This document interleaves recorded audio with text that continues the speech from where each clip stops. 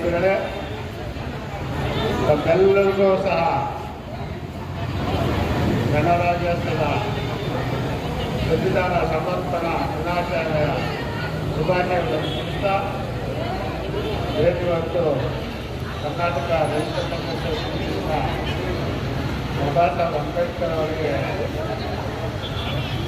ಮಾಲಾರ್ಪಣೆ ಮಾಡೋದ್ರ ಮುಖಾಂತರ ತಾಲೂಕು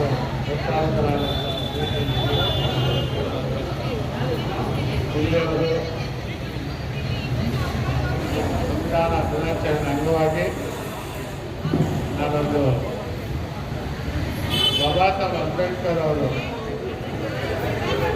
ನಮಗೆ 2 ವರ್ಷ 11 ತಿಂಗಳು 15 ದಿನಗಳ ಕಾಲ ಹಗಲು ರಾತ್ರಿ ಶ್ರಮವಹಿಸಿ ಬರೆದುಕೊಟ್ಟಂತಹ ಈ ಭಾರತದ ಸಂವಿಧಾನವನ್ನು ನಮಗೆ ನಾವೇ ಸಮರ್ಪಿಸಿಕೊಂಡ ದಿನ ಇದು ನವೆಂಬರ್ 26, 1949.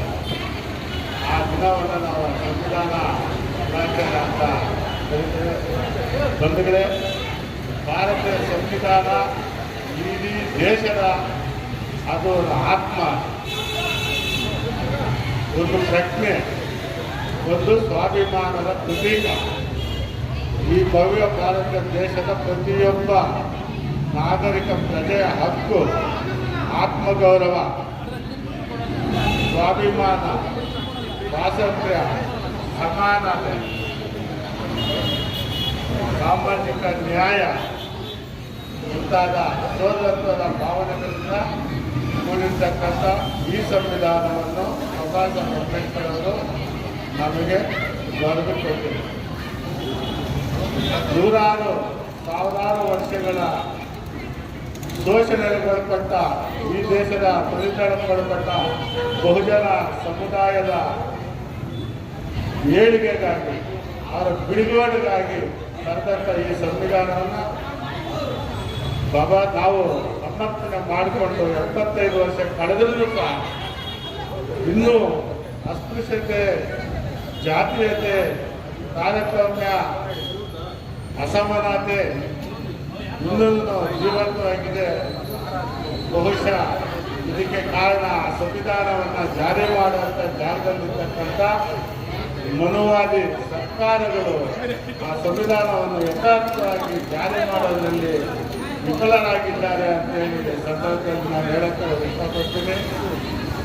ಈ ಭಾರತ ದೇಶವನ್ನು ಪ್ರಜಾಪ್ರಭುತ್ವದ ವ್ಯವಸ್ಥೆಯಲ್ಲಿ ಸೋದರತ್ವದ ಆಧಾರದ ಮೇಲೆ ಆಳ್ಬೇಕೇ ವಿನಃ ದೇಶಭಕ್ತಿಯ ಹೆಸರಲ್ಲಿ, ಮೌಢ್ಯತೆಯ ಹೆಸರಲ್ಲಿ ಈ ದೇಶವನ್ನು ಮನುವಾದವನ್ನು ಮಾಡಿ ಬಾಬಾ ಸಾಹೇಬ್ ಅಂಬೇಡ್ಕರ್ ಅವರು ತಂದುಕೊಟ್ಟ ಸಂವಿಧಾನವನ್ನು ದುರ್ಬಲಗೊಳಿಸ ಹುನ್ನಾರೆಯನ್ನು ನಡೆದರೆ, ಪ್ರಯತ್ನ ಮಾಡಿದರೆ ಈ ದೇಶದ ಬಹುಸಂಖ್ಯಾತ ದಲಿತರು, ಹಿಂದುಳಿದ ಅಲ್ಪಸಂಖ್ಯಾತರು ನಿಮ್ಮನ್ನು ಸುಮ್ಮನೆ ಬಿಡೋದಿಲ್ಲ, ಎಚ್ಚೆತ್ತುಕೊಳ್ತಾರೆ.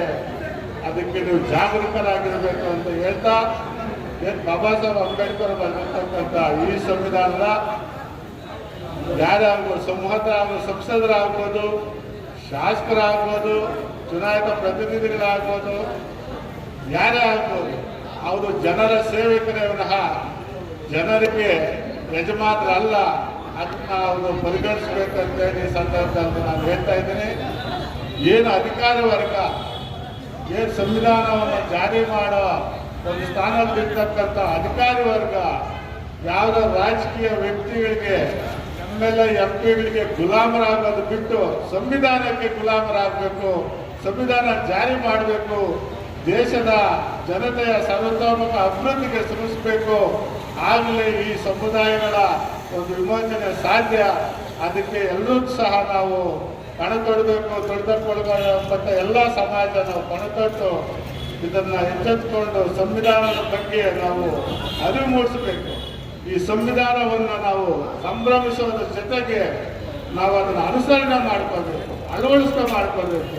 5ನೇ ಕ್ಲಾಸ್ನಿಂದ ಎಲ್ಲ ಶಾಲಾ ಕಾಲೇಜುಗಳ ತರಗತಿಗಳಲ್ಲಿ ಸಂವಿಧಾನದ ಬಗ್ಗೆ ಅದಕ್ಕೆ ಆದಂಥ ಒಂದು ಪ್ರತ್ಯೇಕ ಪಾಠಗಳನ್ನು ಇಟ್ಟು ಸಂವಿಧಾನದ ಅರಿವನ್ನು ಜಾಗರೂಕತೆಗೊಳಿಸಬೇಕಂತೇಳಿ ಈ ಸರ್ಕಾರಗಳನ್ನು ಒತ್ತಾಯಿಸ ಈ ಒಂದು ಸಂದರ್ಭದಲ್ಲಿ ಮಾತಾಡಲಿಕ್ಕೆ ಅವಕಾಶ ಕೊಟ್ಟ ಎಲ್ಲ ನನ್ನ ಬಂಧುಗಳಿಗೂ ವಂದಿಸಿ ನನ್ನ ಮಾತನ್ನು ಮುಗಿಸ್ತೀನಿ. ಜೈ ಭೀಮ್.